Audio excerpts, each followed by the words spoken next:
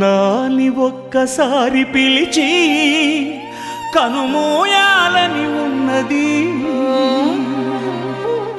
అమ్మా నాన్న. నా డబ్బులు ఇవ్వకంట ఎన్ని రోజులు అయ్యా తిప్పుతావు? అనిపిస్తున్నావు కదా, ఇంకా అనిపించదా? నాశనం అయిపోతావు, నాశనం. ఇది ఒక బతికేనా అసలు?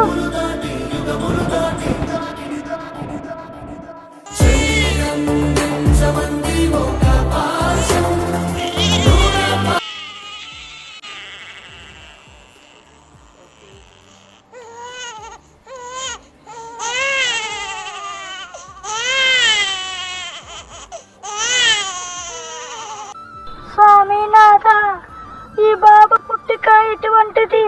ఇప్పుడు అనారోగ్యంతో బాధపడుతుంటే ఆ కన్ని తల్లి బాధ చూడలేకపోతున్నాను. ఇతని చెవిలో ఏదో పుండు పుట్టినట్టు ఉంది. ఆ బాబుకి వచ్చిన కష్టం వల్ల ఆ తల్లి శోభ అనుభవిస్తుంది. దయచేసి ఆ బిడ్డని ఇక్కడికి తీసుకురండి స్వామి, నా మాట కాదనకండి. దేవి, ఈ బాబు జన్మజనం ఒక విచిత్రమైనది. వీరి తల్లిదండ్రులకు మళ్ళీ ఆడపిల్ల పుట్టాలని కోరిక పుట్టింది. కోరిక మేరకు పుట్టింది ఆడపిల్ల కాదు, మగ. వీరికి ఆడపిల్ల జన్మిస్తే ఒడిశా రాష్ట్రంలోనున్న కటక్లో వెలసిన చండీశ్వరి దేవి పేరు పెట్టాలనుకున్నారు. పుట్టింది మగబిడ్డ కాబట్టి చండేరావు అని పేరు పెట్టారు. ఈ బిడ్డ ఎన్నో కష్టాలు పడతాడు. ఒక ఆడపిల్లకు ఉండవలసిన కష్టాలన్నీ ఈ బిడ్డకు ఉంటుంది. అంతేకాదు, అనారోగ్యంతో పెరుగుతాడు, ఎన్నో జబ్బులు పడతాడు. నారాయణ నారాయణ. బ్రహ్మ సరస్వతులకు ప్రణామములు ప్రణామములు. స్వామి, ఆడపిల్ల పేరు పెట్టుకున్న ఈ బాబుకి న్యాయం చేయలేరా? నారద, ఈ పిల్లాడికి నేనెందుకు న్యాయం చేయాలి? సమస్త కోటి ప్రాణుల్లో ఈ సమస్య ఒక చిన్న ఇసుక రేణువంత అయినను ఈ పిల్లాడి తండ్రి అంటే నా శివునికి ఎంతో ఇష్టం, ఎంతో మొక్కు. అందుకే ఆలోచిస్తున్నాను, ఈ పిల్లాడికి ఏ విధంగా న్యాయం చేస్తే బాగుంటుందని. నాకు కొంచెం సమయం ఇవ్వు. నారాయణ నారాయణ. స్వామి, మధ్యలో కలుగు చేసినందుకు నన్ను క్షమించు స్వామి. తల్లిదండ్రులు చేసిన పుణ్యాలు పిల్లలకి పుణ్యం కలుగుతుంది కదా. అయినా ఈ శివుడికి ఎందుకు ఈయన తండ్రి అంటే ఎంత? నారద మునీశ్వర, నీవు అడిగే ప్రశ్నలో చాలా న్యాయం ఉంది. శివునికి ఎందుకు ఇష్టమా? ఈయన తండ్రి కష్టాన్ని నమ్ముకుంటాడు, కష్టం అంటే భయపడాడు, అందుకే చాలా ఇష్టం నాయన.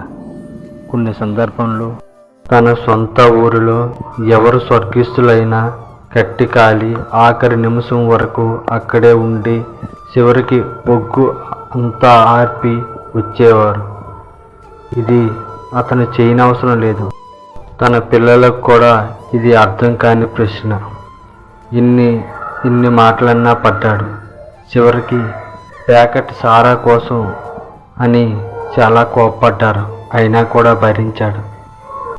శివుడు ఉన్న ప్రదేశంలో ఇతను ఉన్నాడు, అందుకే శివునికి ఇతనంటే చాలా ఇష్టం. తల్లిదండ్రులు ఏమి చేసినా అది పిల్లలకే తగులుతుంది అంటారు, ఇది నిజం. తన తండ్రి కోపం చాలా ఎక్కువ. మనుషులపైన చూపించేవాడు కాదు, పశువులపైన చూపించేవాడు. అలాగే వాటికి ఆకలి వేస్తే అంతే ప్రేమ చూపించేవాడు. అప్పుడు నాకు అర్థం కాని ప్రశ్న అయింది. అప్పుడు ఒక అవకాశం ఇచ్చాను, కానీ ఒకరోజు పిల్లి తన ఇంట్లో దూరింది. అప్పుడు పిల్లిపై చాలా కోపం తెచ్చుకొని కోపాన్ని తగ్గించుకోలేకపోయాడు. చాలా గట్టి పిల్లిని హింసించి కొట్టాడు. చాలా బాధపడింది, చాలా నరకయాతన పడింది. ఇప్పుడు ఈ బిడ్డకు కూడా తండ్రిలాగే కోపం. మనుషులపైన కాకుండా గోడలపైన వస్తువులపైన చూపించేవాడు, లేదా తన్ను తానే కొట్టుకునేవాడు. పశువులంటే ఇతనికి చాలా భయం.